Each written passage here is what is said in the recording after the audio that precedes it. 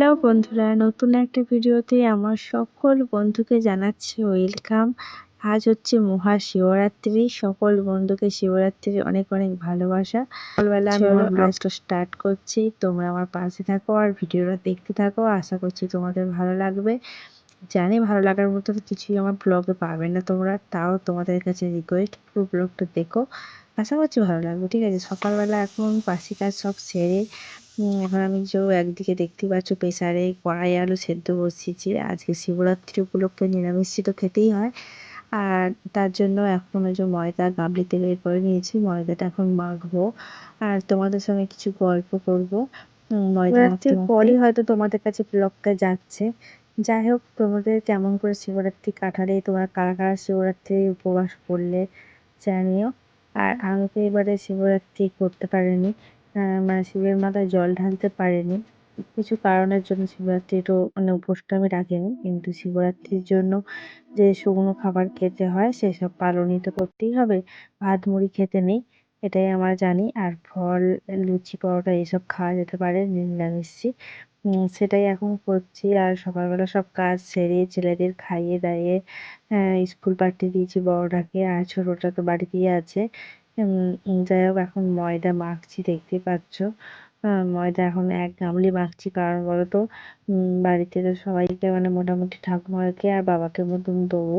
আর কাকিমা শিবরাত্রির জন্য লুচি করবে, আমার যাও করবে, তার জন্য আর দেবো না। ঠাকুমা শিবরাত্রি করে না, তার জন্য ঠাকুমা কাকা আছে, সবাইকে দিয়ে আসবো।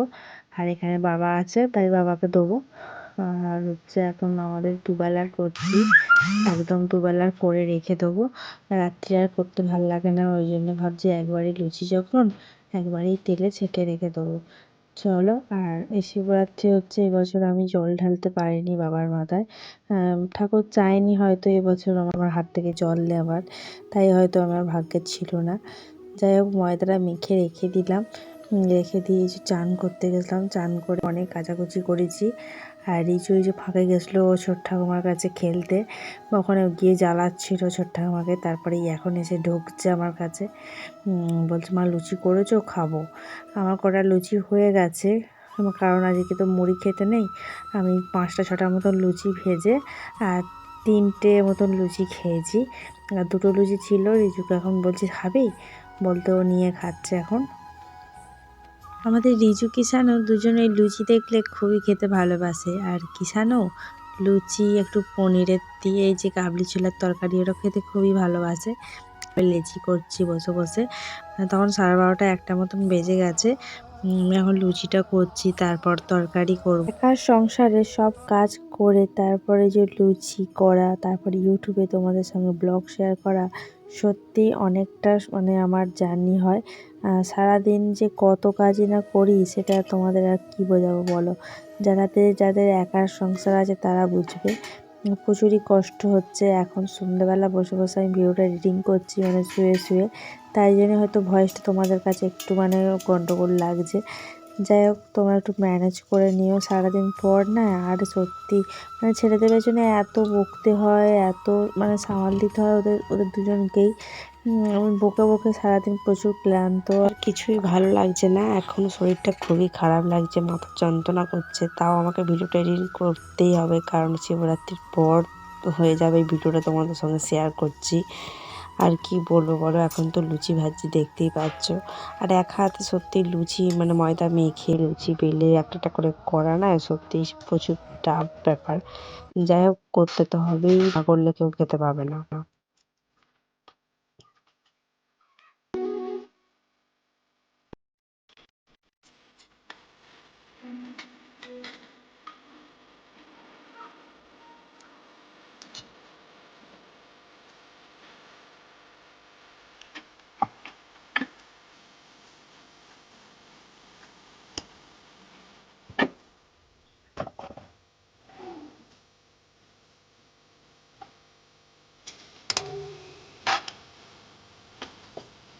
লুচি করা কমপ্লিট হয়ে গেছে বন্ধুরা। এখন যদি দেখো সুজি ভাজছি, ঘি দিয়ে একটু লাল লাল করে সুজিটা ভাজছি।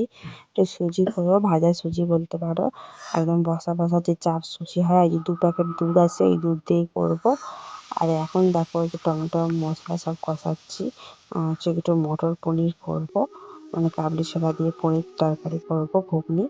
এই যে দেখো হয়ে গেছে, ফুটছে এখন। পনিরগুলো ভেজে রেখেছিলাম। সুজি লুচি আর পনিরের তরকারি নিয়ে একদম যাচ্ছি ঠাকুমাদের বাড়ি, ঠাকুমাকে একটু দিয়ে আসি, ওরা 3 জনে খাবে, ঠাকুমা, কাকা আর আমাদের কাকার ছেলে আছে। চলো যাই। এবার এসে আমি এখন রিজুকে আর কিষানুকে খাওয়াতে বসেছি। ওরা দুজনে এখন টিভি দেখতে দেখতে খাচ্ছে, আর আমিও বিছানায় বসেছি। তখন বাজে 2টো মতন বেজে গেছে আমার লুচি তরকারি কমপ্লিট করতে। এখন ওরা দু ভাই খাচ্ছে, আর রিজু দেখতে পেয়েছে, ভিডিওটা দেখতে পেয়েছে যে ক্যামেরা চালু করা আছে। বিছানায় বসে বসে কত রকম রিজু নাটক করছে, দেখতেই পাচ্ছ তোমরা। আর কিষানও জানে না যে ওর মা ভিডিও চালু করে খাওয়াচ্ছে, তাহলে ও খেতেই চাইতো না। দেখো না যে কিষানু কি করবে এসে পেছন দিকে। তো জানেই না যে ওর মা ভিডিও করছে, এদিকে ক্যামেরা চালু। ও টিভির দিকেই মন, ওর কোথাও মন নেই, আর চোখও নেই। মা যা খাইয়ে দিচ্ছে খাচ্ছে, আর দেখো না চারিদিক চুল খাচ্ছে। ও দেখলেই হাসবে ভিডিওটা। যাই হোক, ফাইনালি খাওয়া দাওয়া তো সব ছেলেদের কমপ্লিট হয়ে গেছে। চলো এবার আমরাও নিয়ে বসে পড়েছি, একদম সব কিছু যা ছিল নিয়ে বসে পড়েছি। এই যে বড় মশাইকে দিয়ে দিয়েছি খেতে, ও খাচ্ছে। তারপরে যে আমিও এদিকে খেতে বসে গেছি, আর গল্প করতে করতে খাচ্ছি দুজনায়। আর ও আমাকে বলছে যে তরকারিটা খুব ভালো হয়েছে, সুজিটাও খুব ভালো হয়েছে, এরকম বলছে। আর একাতে এত কিছু করেছি বলে বলছে কী করে করলে, কী করে আর করবো বলো, এত কষ্ট করে তো করতেই হবে খাওয়ার জন্য। আর আমাকে জিজ্ঞাসা করছে যে লুচি কাউকে দিলে, আমি বলছি হ্যাঁ ঠাকুমাকে দিয়ে এসেছি আর বাবাকে দিয়ে এসেছি। যে সকল বন্ধুরা প্রথম থেকে লাস্ট অবধি আমার ব্লগটা দেখলে তাদেরকে অনেক অনেক ভালোবাসা। আর আজকের ব্লগটা আমার এতটুকুই ছিল। ভালো থেকো, সুস্থ থেকো তোমরা, টাটা।